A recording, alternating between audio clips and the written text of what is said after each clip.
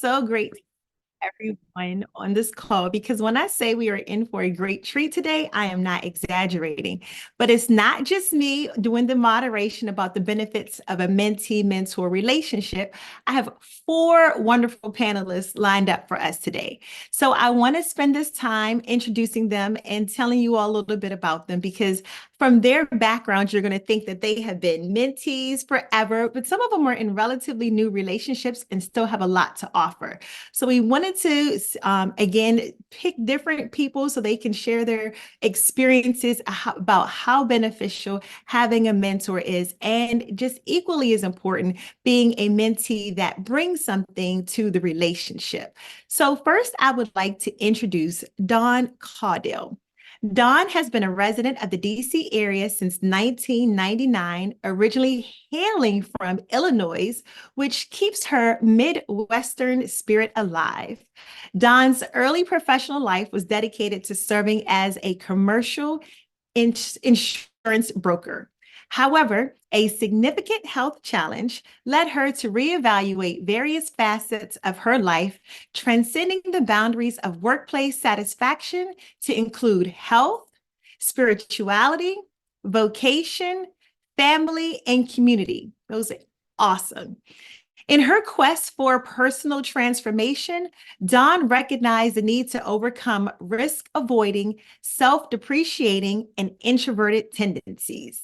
Seeking a life that prioritizes accomplishments over fear, she found support and growth through her involvement with Toastmasters. No surprise there. We're awesome.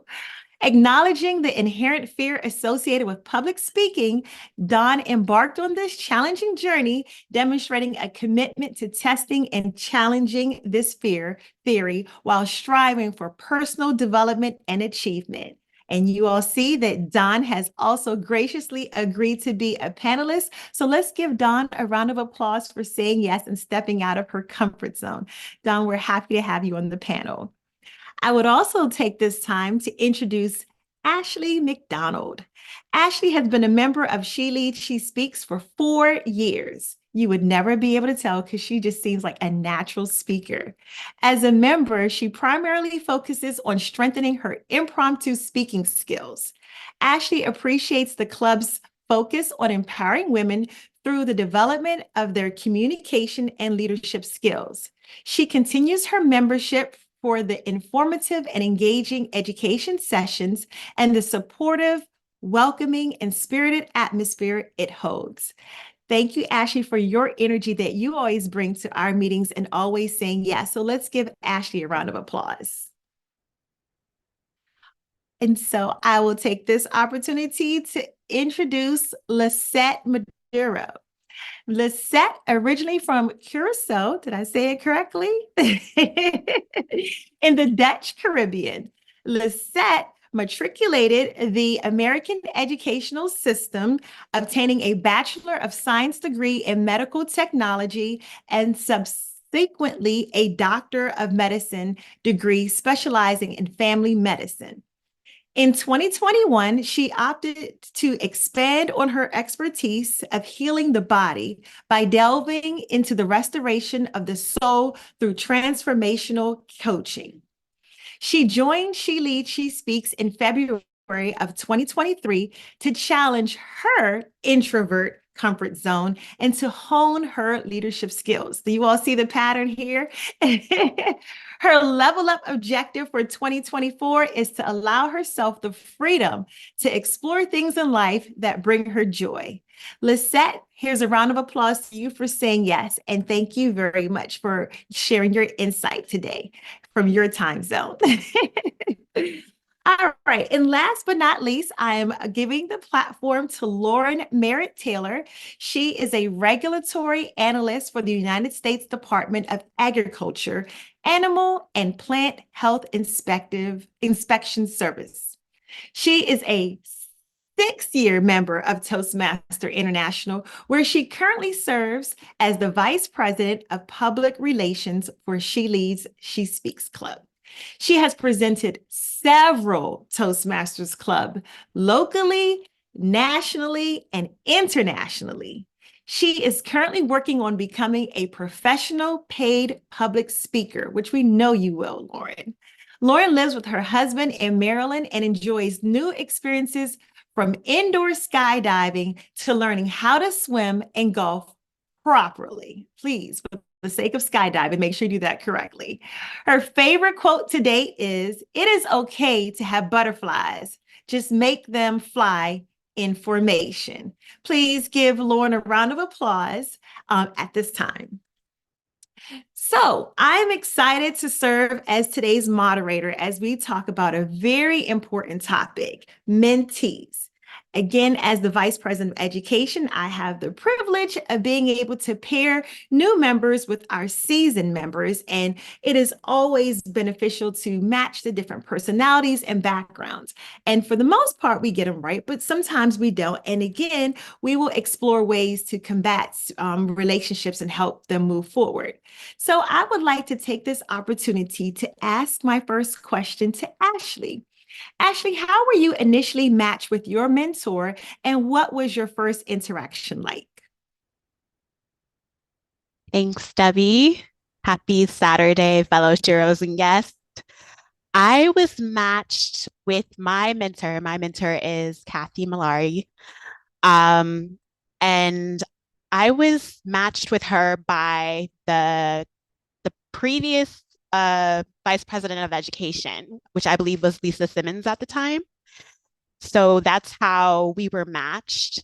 I was told that we were matched based off of personality. And my earliest memory of meeting or even just interacting with Kathy was during one of our education sessions where we, it was like a personality exercise. So we were grouped, placed in groups based on our personalities, and Kathy was in my group. So that's how I believe we were matched together. But yeah, that's my experience with my mentor. That sounds like fun. And that's another way to match mentors. And again, when you have those personality similarities, it helps as well, too. So my next question is for Lauren. Can you share a memorable moment or a turning point in your mentorship journey? A turning point in my journey as a mentee. Am I understanding that correctly? Perfect. A real turning point was when I was going through something serious in 2022. I think I had just joined the club probably 6 or 7 months prior. It was a really serious situation. And I trusted my mentor, who is Anna Oka, enough to tell her something terrible is happening. And I feel I need to let you know about this. And that just doesn't happen because it means I formed a solid enough relationship with her, not just professionally and within the club, but outside of the club too. So I trusted her enough to say, I don't know what's going to happen. This is new to me. I'm a little flustered, probably a little scared too. And she's just like, all right, let's focus on this first. Let's focus on you and seeing how we can get you through this situation. So that was a real turning point, understanding that this isn't a Toastmasters thing. This is a life thing. This is a personal thing. This person is really trying to help you in all facets of your life. And I think that's what helped build the foundation of our relationship. I can text her right now, which I won't because I know what she's doing. Focus, Lauren, focus. But I could text her right now and tell her about something. It could just be shooting the breeze, or it could be something serious. It doesn't always have to be like some sort of extreme, but it could be anything. And I know that I'll hear from her and she will ask those rhetorical questions. Well, what do you think, Lauren? Which I don't like, but that's a part of the relationship, understanding that it transcends just the Toastmasters Club realm.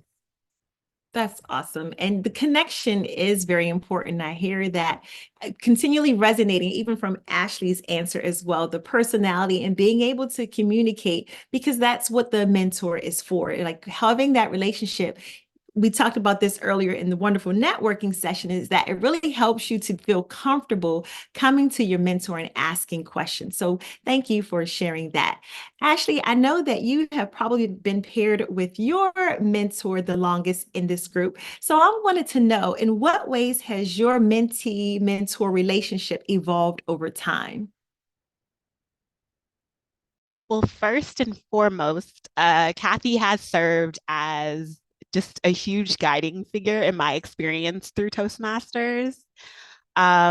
She was super pivotal to me in just helping me get prepared for roles, speaking roles.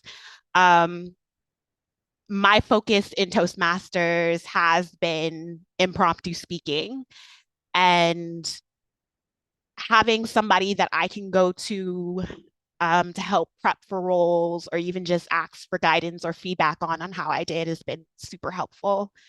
Um, yeah, I feel like she's just been very helpful for me. I was having a conversation with her just earlier this month about kind of my goals, and she was just sharing her experiences and how they're similar and ways that I can better improve myself since I'm not really focused on pathways. And it's more so around just the act of speaking and really just making sure that I clarify what I mean since I have a tendency to be more succinct. So she's been very helpful in that way. Thank you, Ashley. And what I hear you saying is that having clear expectations as a mentee helps facilitate the relationship as well. And so that is a great segue to us talking a little bit more about expectations as a mentee. Dawn and Lisette, I know you all are relatively new in your pairings. Dawn, I have a question for you.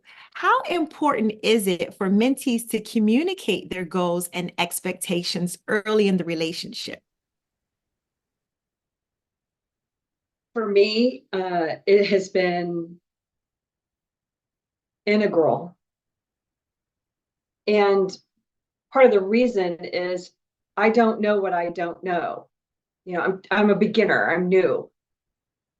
So when I say to Lisa, here's what I'm thinking, this is the topic, this is the timeline, she's been able to round, sort of like circle the square, so to speak, like round out that and put it in context in ways that I'm not thinking about. Like, I am on a pathway, but she might say to me, you can check this box, and on this other part of the pathway, you can check that box by doing this one thing. And so, because I didn't know you could do that, right? So that's an example of how she's really been able to educate me. And so whatever I started out with as a list this long is now maybe this long. But that's okay because I'm, really able to make a wide swath through the pathway by doing the work once. That's a great answer. And Lisa is my mentor. And that is one thing about having someone that is experienced and knowledgeable is that she, instead of having to go in order, she's like, oh, why are you doing this? Check that off, check that off. So she's very strategic and it is beneficial and it minimizes that stress. Because when you initially look at pathway, you're like, okay, so how many years is this going to take? And then, she's like, oh, no, you get credit for this, you get credit for that. So that's awesome. I appreciate you sharing. Lisette, did you have clear expectations when you first became a mentee, and how did you communicate them to your mentor? Actually, I had no expectations at all, which I'm not sure is better than having expectations. But I was new to everything. I was new to mentorship. I'd never had a mentor before.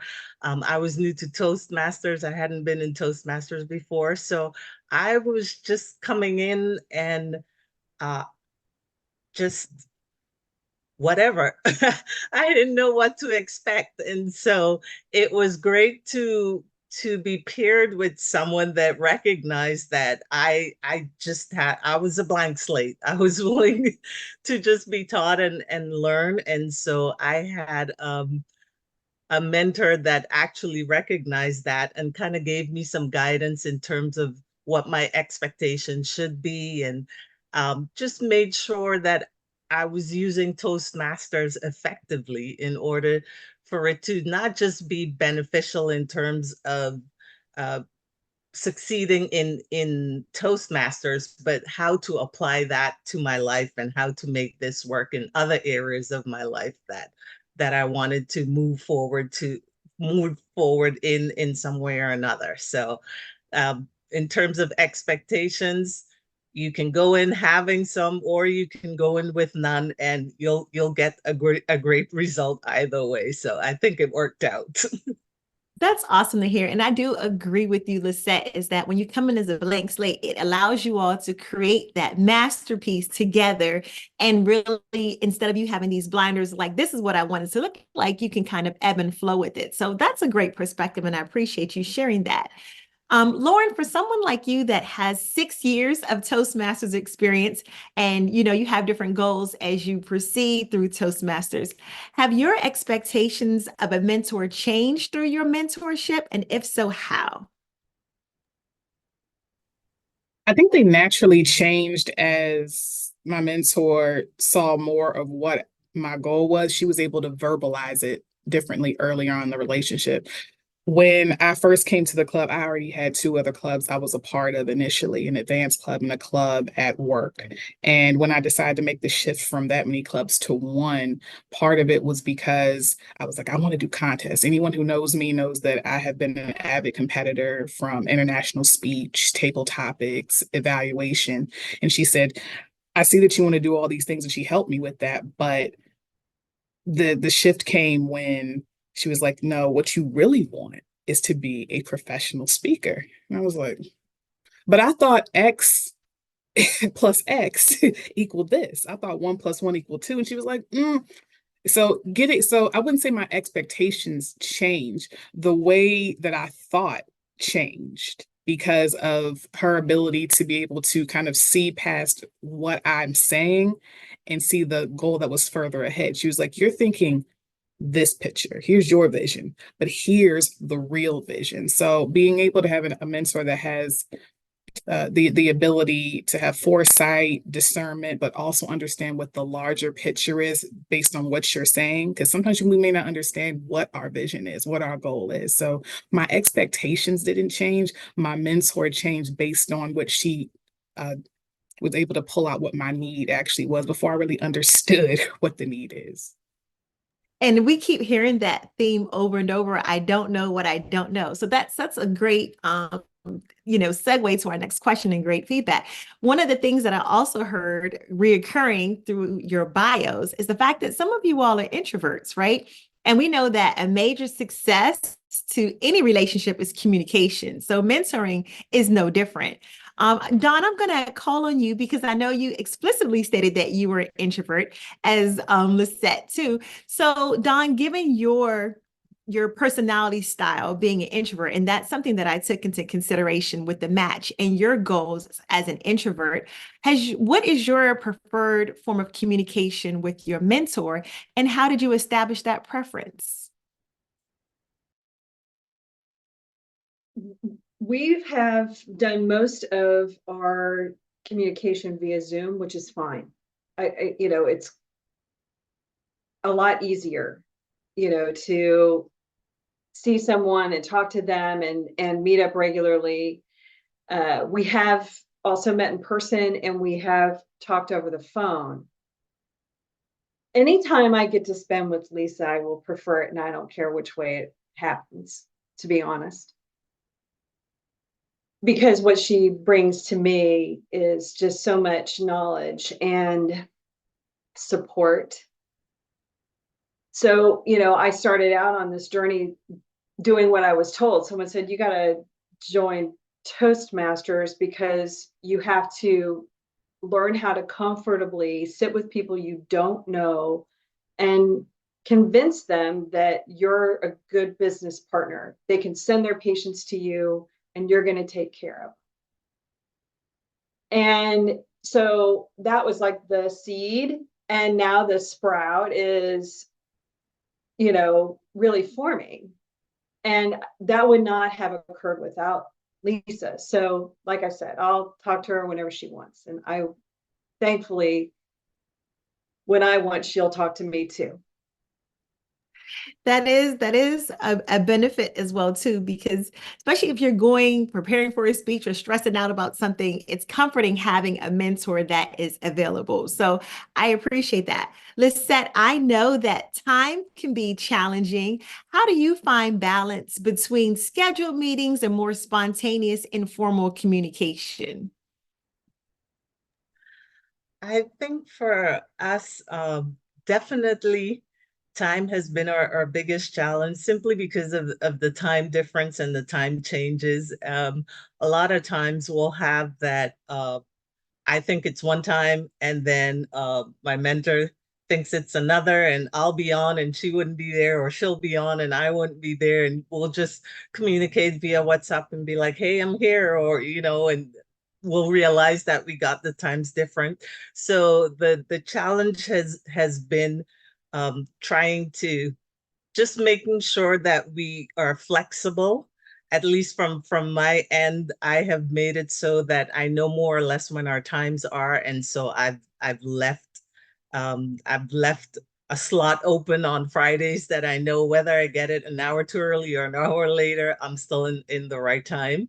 So the forms of communications, we've left it flexible, and that has helped a lot in terms of our challenges and getting comfortable in communicating. And we were also um, kind of blessed, I would say, that we were actually able to connect in person. My mentor was here on vacation in Portugal, and we actually got to meet. So that made it more comfortable when we have to communicate online. So we found different ways of keeping a balance in that. Since we had that personal connection, now it's easier to just, WhatsApp message or send something during the week or whenever that is just like, oh, I thought about you after we talked about this, I thought about this, and that type of way. So we're very flexible in our communication. So that's kept the balance, I would say. I agree as well too. The communication and those connections go hand in hand, and you really can't have one without the other. I'll throw this question out for any of you to answer.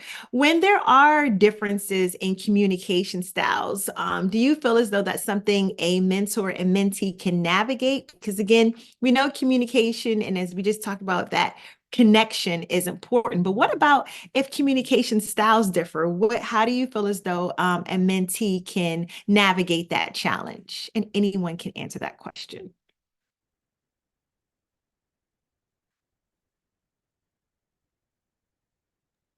I'll take a stab at it. I would think that in order to navigate any communication challenges, it would just be to get together and talk about the differences that might exist between your two communication styles, just by laying out your preferred method of communication, asking them what their preferred method of communication is, and just trying to meet in the middle, versus trying to force your style on the other person. So it's just a matter of trying to see eye to eye and get a better understanding of who you're working with, in order to overcome that challenge. I love that, Ashley, because again, it is a mutually beneficial volunteer relationship. And so you can't really go in, and Lisette, you spoke to that earlier, with the blinders on, this is what I want, this is what I need, and this is solely what I'm going to get. And even Dawn, you've spoken to how you all have fostered this relationship. So I think, again, the give and takes have to exist in the relationship. And so, Ashley, I definitely appreciate you sharing that perspective, because anytime you have two different individuals, there will be challenges and differences. And so learning how to navigate those relationships and have it to foster something that's mutually beneficial is important. Did anyone else want to add to that? Sure, Dawn. One thing I will say is, there's a level of trust that keeps building as you work together. And that definitely in my personal situation has changed how I have communicated, how Lisa's communicated with me. I mean, at first, she was, I like to call her the velvet hammer. You know, she would say something in just the nicest way. You know, it's just a nice little, you know, there you go. This is what you need to think about. Here's the feedback I would give you if I were your evaluator. And the number one thing I think we have in common is we both want each other to succeed. She wants to be a successful mentor. I want to be a successful mentee. We have a shared goal. We want the relationship to work. And when that occurs, the trust is enough sometimes to say, oh, okay, that smarted a little bit what she said, but I know she's not doing this for any other reason than to help me. And so my, I guess, thoughts around that is in summary is everybody trust who you have and know that that's what they want for you. And if you put that above all else, you'll get a lot further. That's great insight, Dawn, because you have to know that the person is coming from a place of love. And as I was early in my mentoring, mentee relationship with Lisa as well, I would draft speeches and I'm like, okay, it's Thursday. Like, this is the greatest speech ever. And she'd be like, are you ready for the feedback? I'm like, sure. And then she'd give it, and I'm like, oh, wow, I'm going to drop out of this Toastmasters thing, right? But when I incorporated her feedback, everyone was like, that's great. And I was like, okay, so now we know we need to start a couple days earlier because that feedback is very important. And I know, and to share that, like sometimes if you don't have that relationship, you're like, okay, well, you're a little, mean with this, and I'm not trying to hear it and go someone else. But in reality, you do need that feedback. And I love the velvet hammer because I know exactly what you're referring to. But once again, when you implement it, you're like, all right, you were right just a little bit this time. We just need to, work out, work out where I am when I receive the message and work out how you deliver it as well too. So again, the communication and the connections are imperative to any successful relationship. And it's all about feedback. Like that's something that helps us grow as speakers and professionals is the feedback, but you have to be in a place that you can receive it. We often joke about the 360 assessments. Like it's not about who said what, but what do I need to take away from this? So anytime you get that from a mentor, again, think about where they're coming from, why they could possibly be sharing this information, and what can you really take away from it? So I appreciate you sharing that, Dawn. Would anyone else like to add about the importance of the communication and the connections as well? Sure.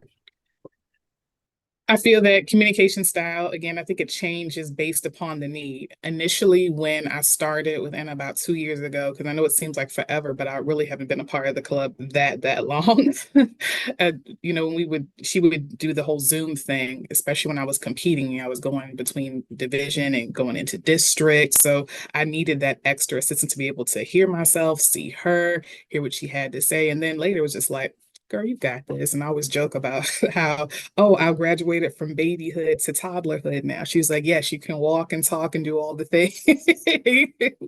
And so it shifted to a lot of texting, and I'm fine with texting, but with the communication piece, because we had that relationship, if there was something that was unclear or I thought, wait, what did you say? And I didn't maybe like how I read it. Have to remember that it's within a message. So we'll do voice notes so I can hear her, she can hear me. So it clears up any confusion in case what was said wasn't the way that it was received, because that's how communication goes in general. There's you, there's someone else, and there's what you send out, what's being received, what you send out, what's being received, and everything in the middle has the ability to kind of intercept that, or what they call noise in the communications world. So we definitely send voice notes and we make sure that one another understands. If the response is just like kind of, huh, what do you mean? And then it's like, okay, let me clarify in this way as far as communication goes. And I think that helps clear up a lot of confusion, and it helps also build the relationship even more.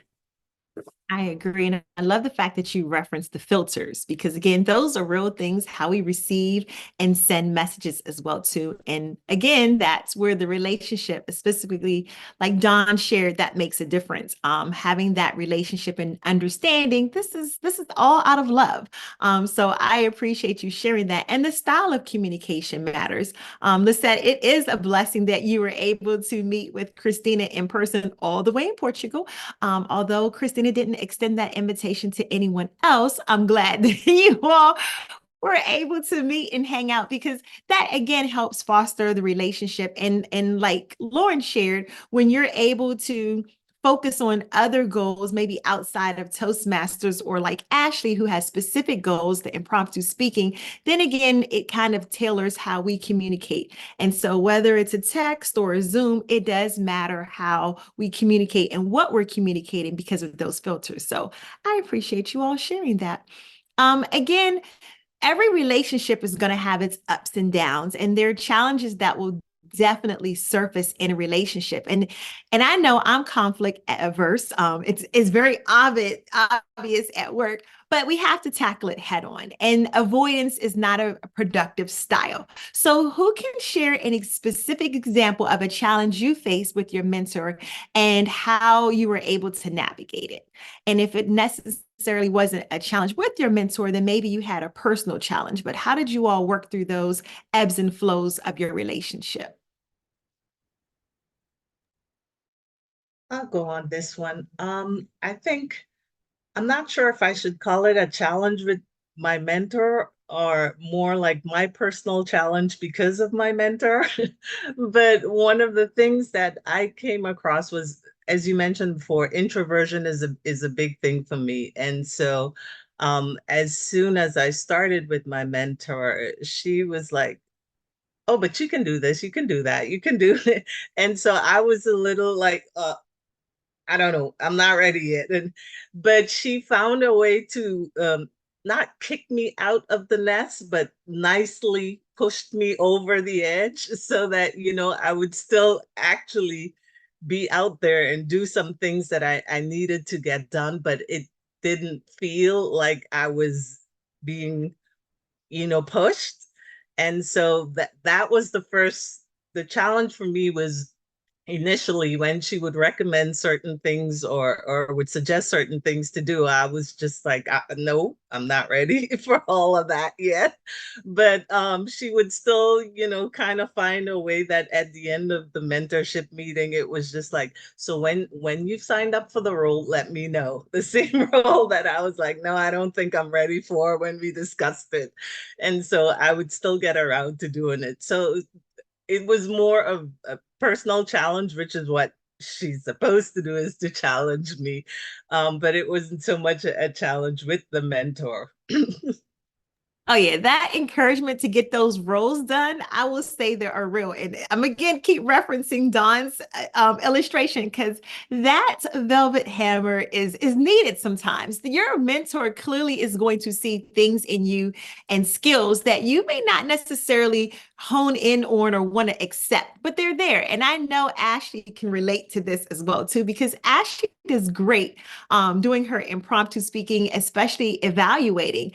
And Ashley, did you need to get a push from your mentor, or were you able to just be like, this is what I want to do, and I feel comfortable stepping out there? Because I know there's some roles that you may not have necessarily completed thus far, or even pathways. Like, how do you all leverage those different directions or different goals? It's kind of funny because I carry this internal sense of shame about not taking the pathways curriculum. And Kathy is always like, it's okay to choose your own path. It's I really want to focus on my impromptu speaking skills, and she understands that. And so my personal goal, just in general, is to not come to every meeting, but to come whenever I am in attendance at a meeting to just speak. And so earlier in my Toastmasters journey, I specifically focused on table topics, like anybody that was in that earlier round of the club remembers that I would always used to sign up for table topics. Then that kind of went into evaluations. Uh, and so in this current phase of my membership, I really wanted to tackle more Toastmaster of the day roles, more general evaluator roles, more networking roles.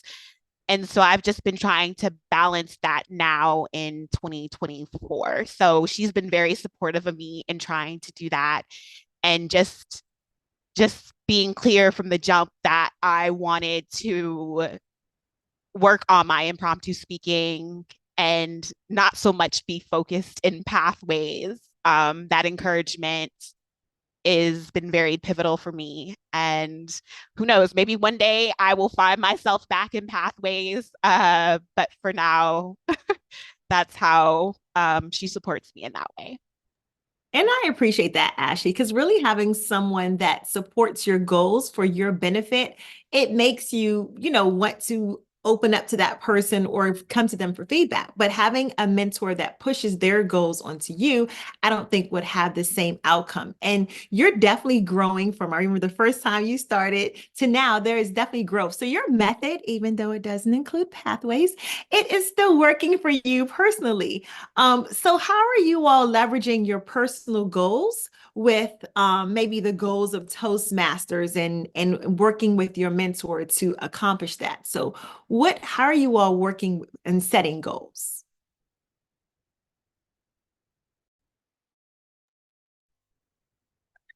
I think the way that we are set, no, I know the way we are setting goals. See, I'm thinking differently. She'd be proud. Is by some of my goals are, really thinking differently. And I see her laughing in the chat. Are thinking differently. And I do that by, we talked about slowing down and really thinking about, is what you're saying yes to something that's going to truly benefit you? So I've learned to slow down, and that evil V word, vulnerability, because apparently I didn't have any.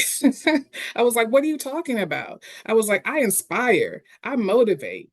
I've done humorous speech. I've been a semi-finalist. People know I can speak. Okay, so what's the problem? But what are you really saying?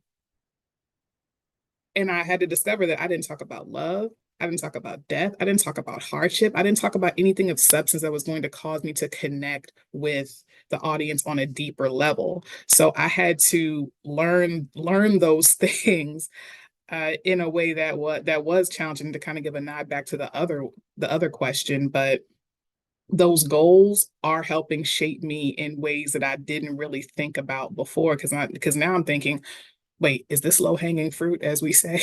Am I picking what's easy?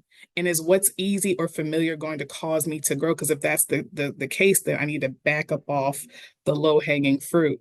Am I saying something that's going to cause someone to be braver, even vulnerable, or try something new? Or is it just about, yeah, I inspired you, I made you laugh, you're applauding me, you're giving me validation, but am I really doing something that's going to be more than just about me? So those goals have layers.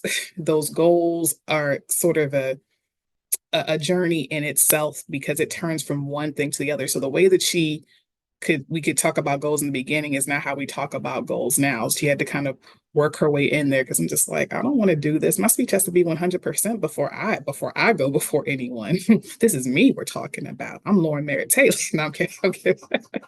But it was kind of like that. So kind of unlearning those things that aren't going to be beneficial to you, and really just trusting that you have a mentor. Because initially, and it wasn't my mentor. I just wanted to put that out there. It was actually Maylene Smith. She was one of the former presidents of She Leads, She Speaks. And when I did shift out from her, not because of anything negative, but because Anna was going to be a fit in terms of she's already been where I'm trying to go. So alignment, that goal setting, and the mentor recognizing that is really what changed everything for me personally and professionally. That's awesome, Lauren. And again, I hear rule number one with Toastmasters come out from what you just said, and that is connecting with your audience. And again, if we're not soliciting that feedback or even receiving it, you would never know. And I think with you being vulnerable, it has definitely taken your speeches to the to the next level. And I always encourage people when they talk about icebreaker, I'm like, no one knows your story. Don't go safe. Put yourself out there. And those are the most successful speeches that I remember because that's what people really want to do is be able to connect with you. So I appreciate you opening up and accepting your mentor's feedback because she's definitely accurate in that sense. Dawn, I know you wanted to share something as well.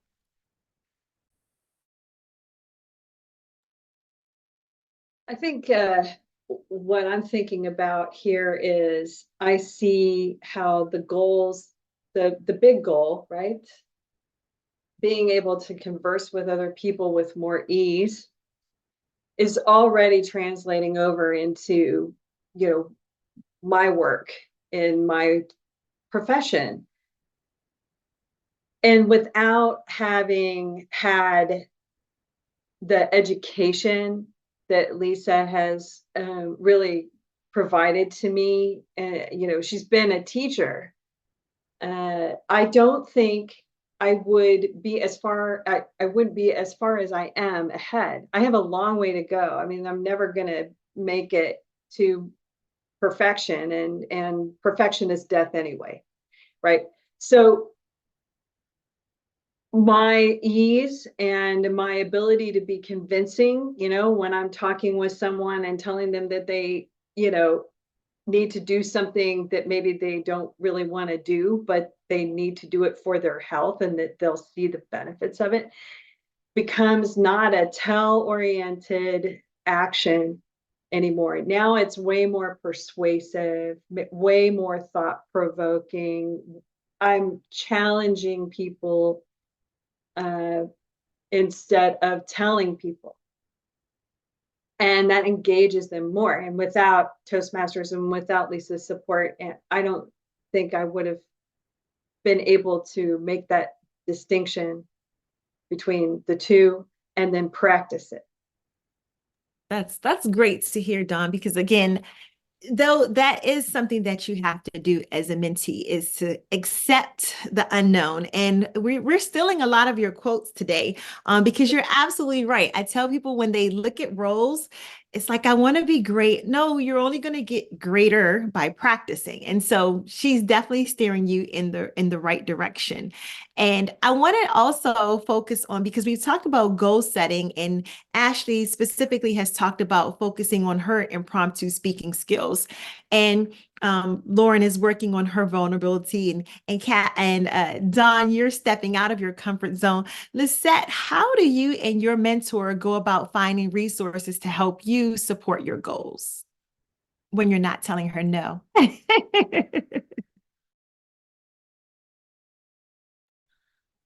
How do we go about finding resources? I think what she does really well is find ways that I'm already capable of doing certain things and to point out to me certain areas that I can already engage in terms of in order to get to my goal. So for instance, I was I go to church online and they were having some small group sessions. And so I kind of, well, I sent two requests. Well, can I be a part of the small group sessions? And they were like, well, we don't have anyone in your time zone. So then they were like, we actually have other people in your time zone that would like to be part of a group. Would you like to lead the group? And of course, my natural reaction was run, run, run, run. And my mentor, I was telling her about it, and she was like, well, this is a great opportunity for you to practice network facilitator, which is a role I want you to sign up for. So it was like, sure. So I guess I'll do it. So I think she finds ways, those are the type of resources she uses are things that are already kind of going on in my life, or experience I have as a medical doctor, because she's also real good at reminding me, well, you're a doctor, you can do these things. So here, why not jump on this or try this, or you've done it in different ways. And I think I forgot which one of the panelists already mentioned, but sometimes you see things in a certain way. Like, I'll see something I do in medicine just from a medical standpoint. And she's like, no, but from this standpoint, which is get your goal or your pathway persuasive influence. You've already done this in medicine this way. So now you just have to apply it to these types of instances. So I think the resources we get is she draws from things that I'm already doing, or expertise that I already have, and makes it applicable to what my goals are and what I'm trying to do. I appreciate that. We've talked about connection, communication, and Lisette, I'm hearing you talk about obedience as well too. So can you all share, what do you consider to be key elements of being an effective mentee? What makes the relationship and you an effective mentee?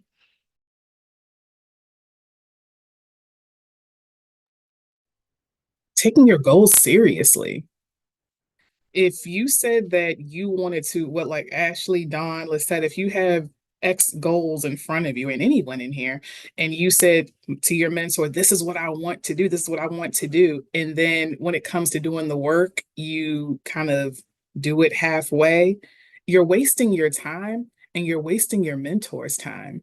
There are times when I'm always on it, in my opinion, try to be at least, but when it gets hard, and you feel like you can't do it, or I'm not doing this, or you want to kind of shrink away, you have to ask yourself, why did I say I wanted to do this in the first place if it doesn't take priority in my life? Because all Anna is going to tell me is, you said you wanted to do this, I'm just holding you accountable. And it's like, ooh, I did say I wanted to do this, and you are holding me accountable because that's what I asked for. So when you get what you asked for, when you get what you prayed for, you said you wanted someone solid, you have to follow through. And even if it is uncomfortable or challenging or whatever's going on in your life, because there's always something that's going to be going on, you have to kind of pivot and redirect your focus. It's not supposed to be easy. If it were, everyone would be able to do what you're trying to do. So I think perspective is part of that. Grace is part of that. But part of obedience is really understanding that time waits for no one. And if you said it, you need to follow through. I love the commitment and the accountability piece, because like you said, this is someone volunteering to help you grow. And Donna shared a lot about her growth personally and professionally. What other qualities do you all feel makes the relationship successful? I would say for me, it was, you know how you talk about the spirit of the law versus the word of the law. So in that sense, it was one of the qualities was looking at the spirit of the mentorship plan versus just looking at the actual things on the plan, because sometimes you can get caught up in just meeting a goal, but you tend to forget that that goal is trying to create something in your life. It's bigger than just the goal. It's a certain, sometimes it's just something that you want to manifest or change in your character and things like that. And so if you get caught up on just meeting that goal, like I want to have 5 speeches, and you forget that the reason you want to have the speeches is to be able to communicate effectively with people, you can miss the point of being mentored. So I think part of being a great mentee is just relaxing into the spirit of the relationship and what should come from it. Thank you for that. I also forgot one thing I did want to add just really quickly. Obedience is also understanding when it's not time to do something. If you were advised not to do something, you're like, you just want to rush forward. And I look guilty of it. I'm like, I want to do this now because I'm not getting any younger. Obedience is also listening when someone says, this is not the time. If you do this now, this is how it's probably going to end up. Now, if you want to learn the hard lesson and go ahead and do it anyway, that's on you, but you can't say you weren't warned. And that's it for me. Listen, timing is everything, and obedience does factoring sometimes hearing that no, or you're not ready to as well too. So that's an important addition to add. Anyone else before we move on to just the journey? Anything else you feel as though is an important quality that you want to share? Okay. So, but as we begin to wrap up, I wanted to ask you all if being a mentee, and I know Lisette, you said you came in with a blank slate, is being a mentee what you initially expected? And if not, how has it differed? Well, for me, it it isn't. I think coming in as a mentee, I thought it was going to be like a teacher-pupil relationship where you just thought and you just soak it up and run with it.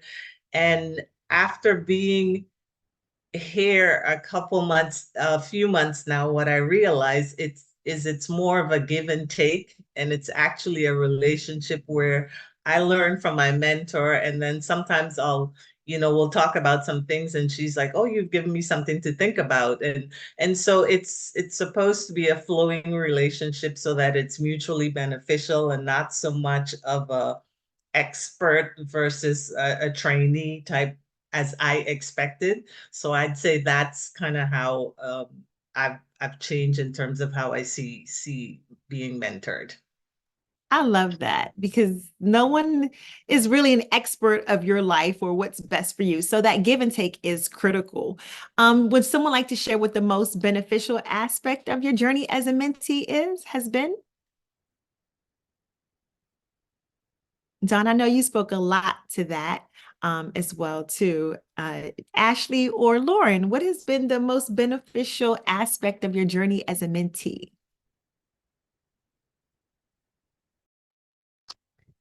The most beneficial aspect is just having a friendly face that I know I can go to and someone that has knowledge, more extensive knowledge about Toastmasters and the benefits and just that just that point person that I know I can go to that's also become a really friendly face, a very caring person. In addition to practicing my impromptu speaking skills here, I've shared with Kathy that I've started doing improv. And back in December, I wanted to do something a little bit different. So I tried to do my first table topics competition. And I told Kathy about that. And she was very receptive to hearing that and helping me through that. So I just think in having that guidance and that support, that has been one of the biggest benefits of the whole relationship for me. Thank you for that. And also at this time, audience, I am going to paste a link in the chat because we would love to hear from you about your mentor journey. So you can complete that as we wrap up, and I will ask you all to complete that question and we'll look at it as we begin to close out. So for, let's see, Lisette, reflecting on your journey, what advice would you give to mentees to enhance their effectiveness?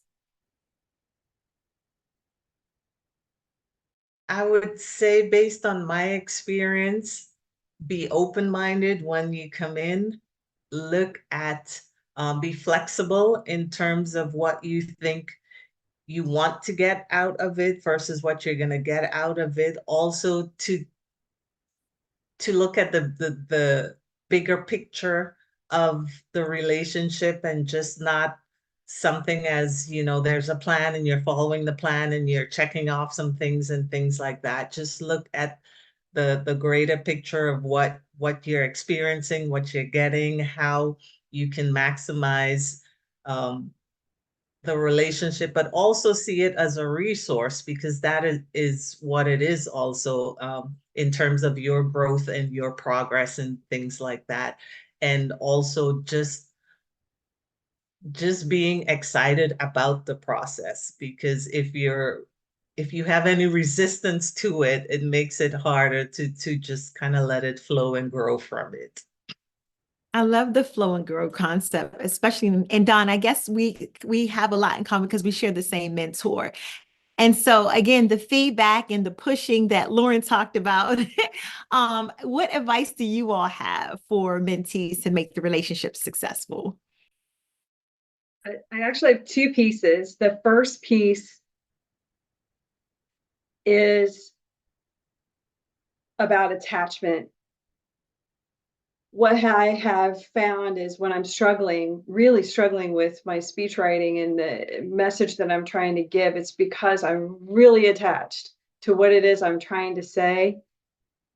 And when that's not working for whatever reason, and Lisa is, I know, I feel like, oh, we've had this experience. I feel that it's not working, that this speech does not have any flow, or it's for whatever reason.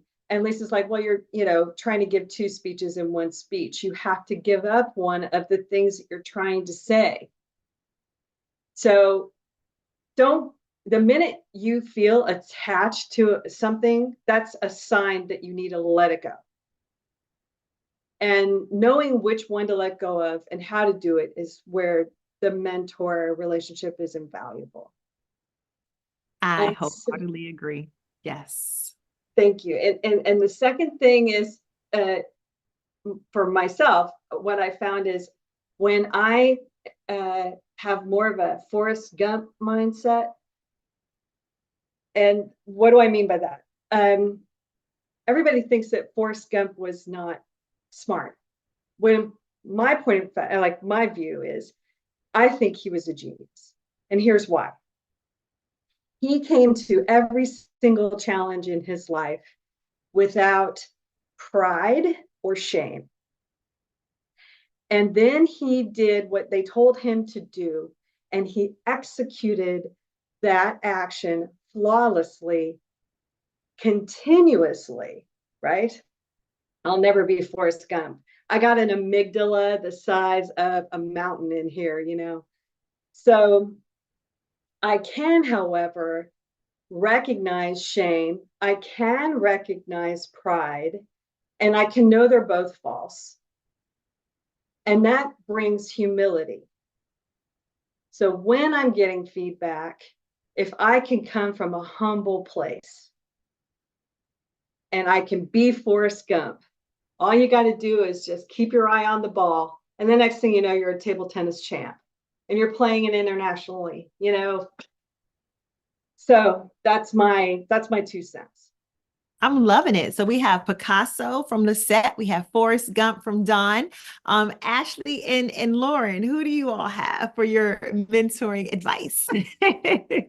Mentoring advice. Eeyore. No, I'm kidding. No, seriously though, I before this, I'm alone because I was. I had to navigate so much by myself, and it is not fun. So if you have a mentor that you can utilize, I didn't have a mentor in any of the other clubs that I was in. Everyone doesn't pair you with a mentor when you join a Toastmasters club. So a lot of the ups and downs that I went through, I wanted someone. I wanted someone to kind of show me the way. But the issue with that is that sometimes you will attach yourself to people, or rather people will attach themselves to you, trying to bring you along somewhere, and they've never been there. So I've experienced that. I've experienced people trying to glean off me, people who disguise themselves as friends but were really wanting to be my competition. I've had people who've told me, I wanted to see how to beat you. That's why I tried to get with you. As not that I was trying to learn from you. And I was like, wow. So I probably could have avoided some of those things. It can be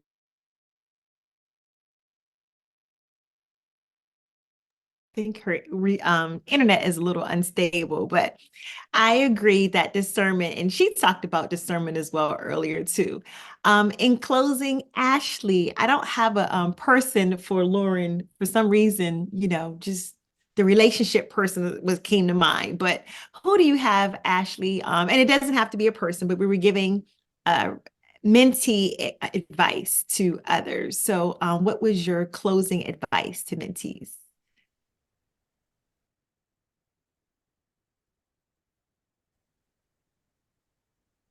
My advice would be just to communicate what it is that you want, what you see for yourself and why. Um,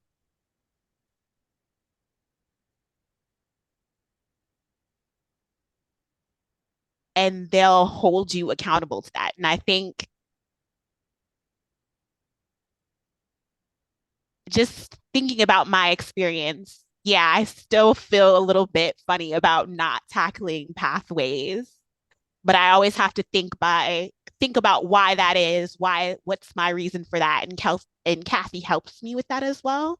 So don't be afraid to share what you really want out of your progress or your goals because they can help you get there. Um, yeah, that's all I have to say. I love it. And it's definitely working for you. So I appreciate that.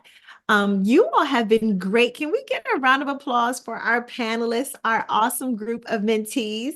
I know we're a little close on time, but I did want to just open up briefly for any questions. I've been monitoring the chat and didn't see. I see a lot of co-signing and things in agreement. So you all definitely shared great nuggets for us being mentees. Any pressing questions? And while you are doing that, we did get some results for the initial poll, and I'll share, but it's no surprise. Oops, give me one second, that you all understand the value of mentoring. And so when we talked about the panelist experience, everyone said setting clear expectations for mentorships and relationships seems to be the most popular way to navigate some of those challenging. And so we talked about ways to do that. Lisette shared finding those resources. Don talked about being open-minded and not getting too attached to things that may not necessarily lend to your success. And I know Lauren talked a lot about just stepping out of your comfort zone, even if it's not something that you're used to doing. So a lot of great advice. I definitely appreciate everyone sharing and being vulnerable and saying yes. So again, round of applause. Thank you all so much for your participation. And if you have not received a mentor-mentee match, don't hesitate to reach out to me. But again, we'll keep this dialogue going. And I'm going to turn it back over to our Madam Toastmaster of the day at this time. Thank you